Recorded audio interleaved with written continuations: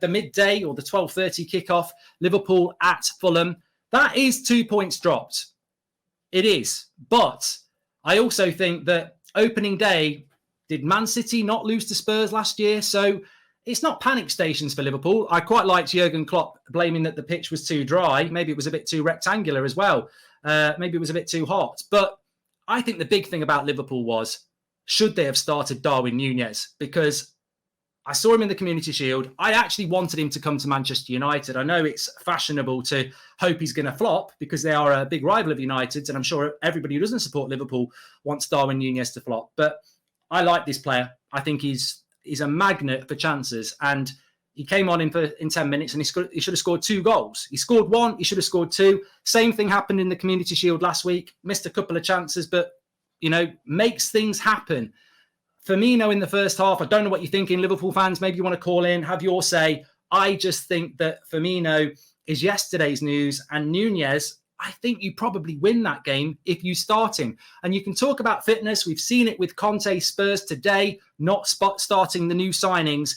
But I think Liverpool missed a trick there. I think Liverpool should have started Darwin Nunez. Firmino did nothing in the first half. Another 45 minutes of Nunez. He created nothing. I mean, I was looking at the stats at half time between Fulham and Liverpool, and it was like 70% possession for Liverpool. If you were looking at that as a statistical breakdown of the game, you would have thought Liverpool would be winning 2 or 3-0 at half time. They didn't deserve to be winning 2 or 3-0. I think Fulham deserved to go in the lead, and Fulham thoroughly deserved to get a point out of the game, at least. And I think, Jurgen Klopp's got to look at that and think, should I have started Darwin Nunez? And I think a lot of Liverpool fans would be disappointed with that result. It's not the end of the world. It's not the end of your Premier League title race, and far from it.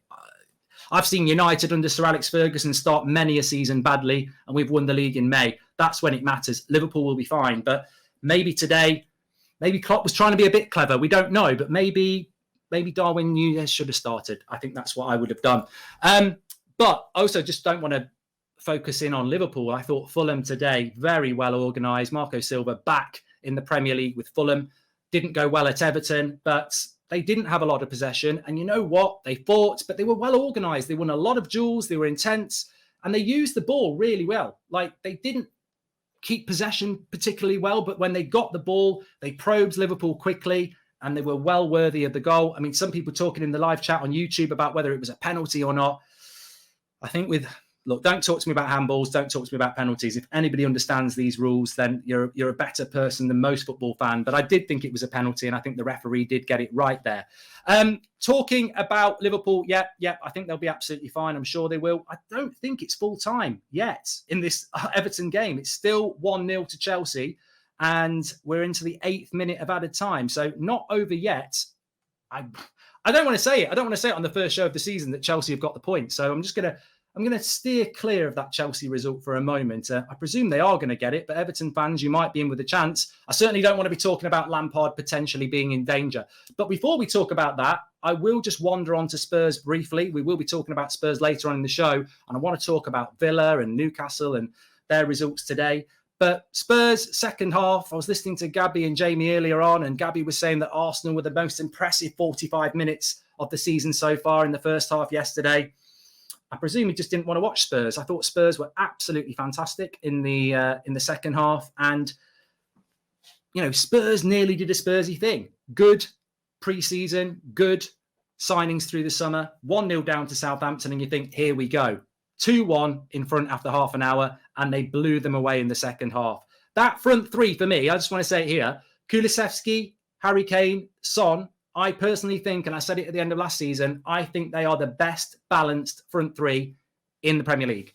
I'm not saying, I think Mo Salah's better than all three of them, but I think the balance of Spurs front three in Son, Kane and Kulusevski and how they complement each other, I think they're absolutely superb. And I think if Spurs keep them fit, I think they've got a really good chance this season. I don't think that's going to be easy, but there we go. Talking about Chelsea, good 3 points against Everton. I did predict that they would do that today, and I'm sure many people did, but I don't think they looked, from what I saw, as fluid as Chelsea fans would want. I think there's a lot of uncertainty about Chelsea, not in the transfer market. They're doing loads. Cucurella for 55 million, Koulibaly, Sterling.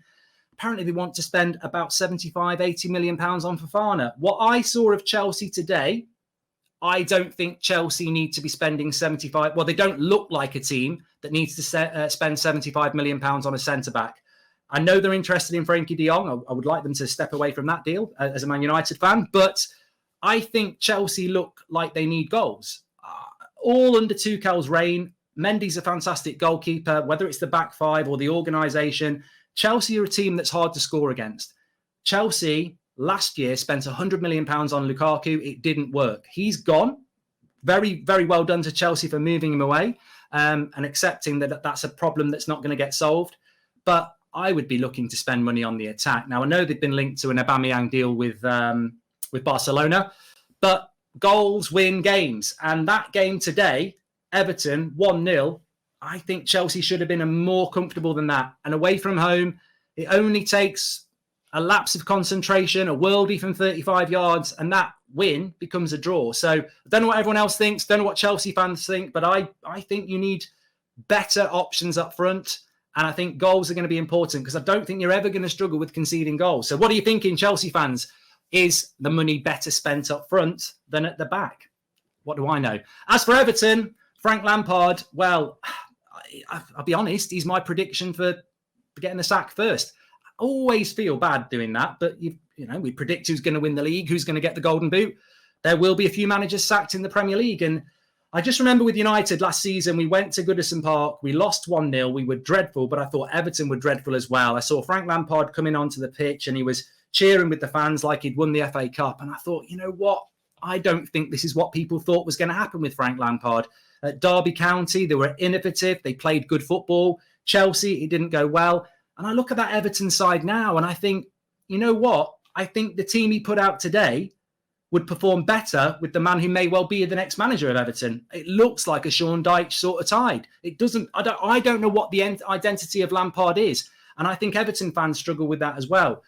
I know it's only one loss, but I think a couple of more losses in the next 4 or 5 games, and he could be looking at the sack. So it's an interesting season with Frank Lampard ahead, and I'm interested to see what a lot of you have got to say as well.